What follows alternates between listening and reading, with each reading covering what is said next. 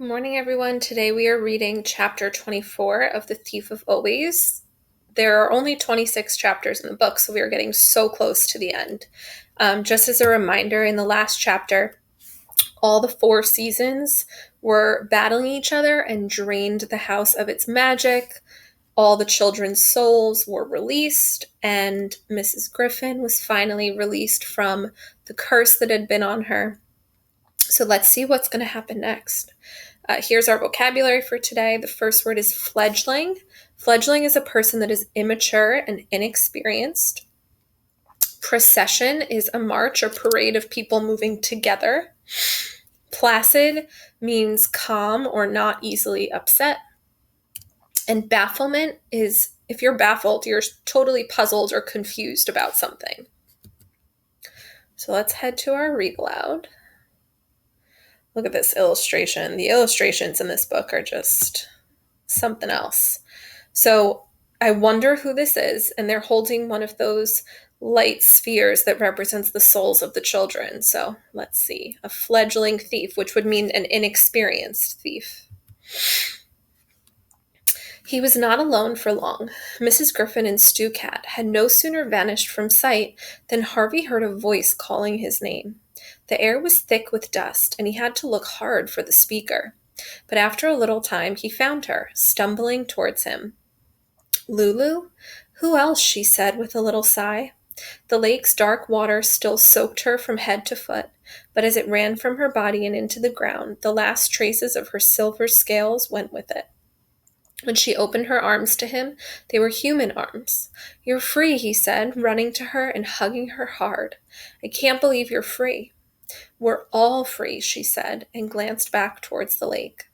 An extraordinary sight met his eyes, a procession of laughing children coming towards him through the mist. Those closest to him were all but returned to their human shape, those behind them, still shaking off their fishiness step by step. We should all get out of here, Harvey said, looking towards the wall. I don't think we'll have any trouble getting through the mist now. One of the children behind Lulu had spotted a box of clothes in the rubble of the house, and announcing his find to the rest, stumbled through the debris to find something to wear. Lulu left Harvey's side to join the search, but not before she'd planted a kiss on his cheek. Don't expect one from me, said a voice out of the dust, and Wendell stepped into view, beaming from ear to ear. What did you do, Harvey? He wanted to know as he surveyed the chaos. Pull the place down brick by brick? Something like that, Harvey said, unable to conceal or hide his pride. There was a roaring sound from the direction of the lake. What's that? Harvey wanted to know. The water's disappearing, Wendell said. Where to? Wendell shrugged. Who cares? Maybe it's all being sucked to hell. Eager to witness this, Harvey walked towards the lake and through the clouds of dirt in the air saw that it had indeed become a whirlpool, its once placid or calm waters now a raging spiral. What happened to Hood, by the way? Wendell wanted to know. He's gone, said Harvey, almost mesmerized by the sight of the vortex. They've all gone. Even as the words left his lips, a voice said, Not quite. Uh-oh. He turned from the waters, and there in the rubble stood Rictus. His fine jacket was torn, and his face was white with dust. He looked like a clown, a laughing clown. Now why would I take myself off, he said. We never said goodbye. Harvey stared at him with bafflement on his face or confusion. Hood was gone. So was his magic. How could Rictus have survived the disappearance of his master? I know what you're thinking, said Rictus, reaching into his pocket. You're wondering why I'm not dead and gone. Well, I'll tell you. I did some planning ahead. He drew a glass globe, which flickered as though it had held a dozen candle flames, out of his pocket. I stole a little piece of the old man's magic, just in case he ever got tired of me and tried to put me out of my misery. He lifted the globe up to his leering face. I've got enough power here to keep me going for years and years, he said. So this is interesting. He's saying basically that he didn't trust Hood to keep him alive. So who knows when he had a stolen piece of Hood's magic in the event that Hood would try to get rid of him. So he was already preparing for Hood to go against him. A lot of distrust there.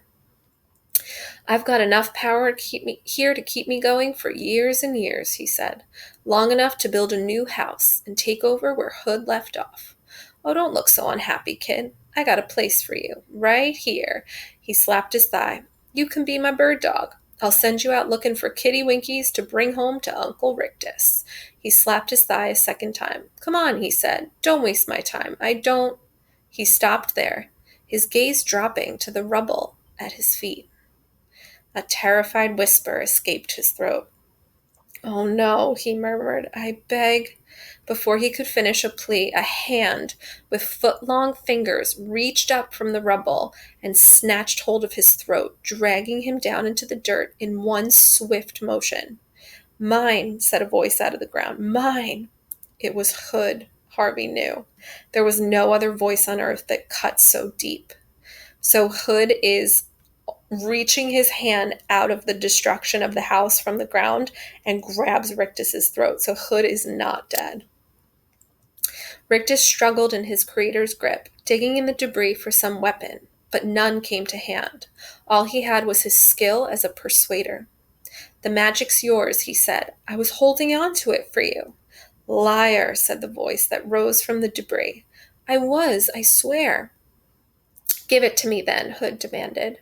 Where shall I put it? Rictus said, his voice a strangled croak. Hood's hand loosened him a little, and he managed to haul himself to his knees. Right here, Hood said, hanging on to Rictus's collar by his littlest digit, while his forefinger pointed down towards the rubble. Pour it into the ground. But into the ground. Rictus pressed the globe between his palms, and it shattered like a sphere of spun sugar, its bright contents running out between his palms and into the ground in front of him. There was a moment of silence, then a tremor ran through the rubble. Hood's finger let its captive slip, and Rictus hardly got to his feet. He had no chance to make an escape, however. Pieces of timber and stone instantly moved over the heaps of rubble toward the spot where he'd poured the magic, several lifted high into the air. All Rictus could do was cover his head as the hail increased. So debris from the house, stones, and wood is flying into the air where the magic was poured out. Harvey was clear of this flying debris and might well have made a retreat in these few moments, but he was wiser than that. If he fled now, he knew his business with Hood would never be finished. It would be like a nightmare he could never quite shake from his head. Whatever happened next, however terrible, it would be better to see it and understand it than turn his back and have his mind haunt him with imaginings to his dying day. This is interesting. So instead of making a run for it, this paragraph explains why Harvey feels like he needs to stay and see this through.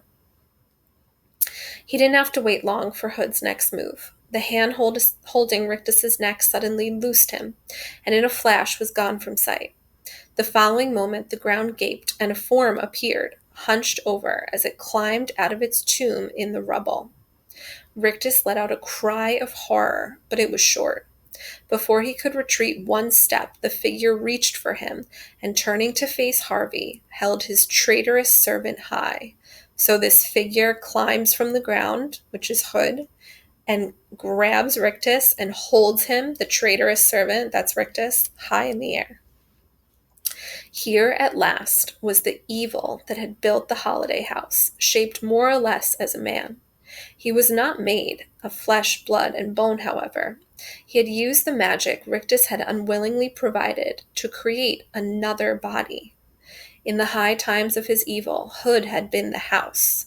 Now it was the other way around. The house, what was left of it, had become Mr. Hood. So in earlier chapters, Hood was the house, right? That was the form he took. And now out of the destruction and rubble of the house emerges the shape of a man. So now he's the shape of a man, but he's not really human still, right? He just takes on different forms.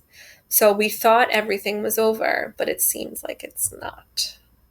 So let's take a look at the picture. So this, I think, represents Hood coming out of the ground. And maybe this is also meant to represent Hood. You can see, I think that's Harvey in the eyes and the tongue. Wow. These illustrations are incredible. Okay, let's go to your questions for today. If my computer would cooperate, I don't know why that's there. Okay, so you have 2 questions as always. You're going to be using RADD, making sure you're going back into the text. I always provide the text for you for specific details. Question 1. If all Harvey wanted was to free Lulu and the children's souls, why didn't he run away when the magic Rictus held was being destroyed? So we talked about which paragraph this is explained. It's on the last 2 pages of the chapter. There's a paragraph where Harvey explains why he doesn't feel like he can leave and make a run for it. Because he got what he wanted, technically, right? He freed Lulu and the children. So why doesn't he feel like he can leave yet? In question 2, now that Hood is in the form of a man, do you think he will be any more or less powerful than when he was in the form of the house? Use details to support your inference. So tell me, do you think he'll be more or less powerful now that he's in the form of a human man? And tell me why with details from the text. Okay, guys, looking forward to your responses, and I will talk to you in the chat. Bye.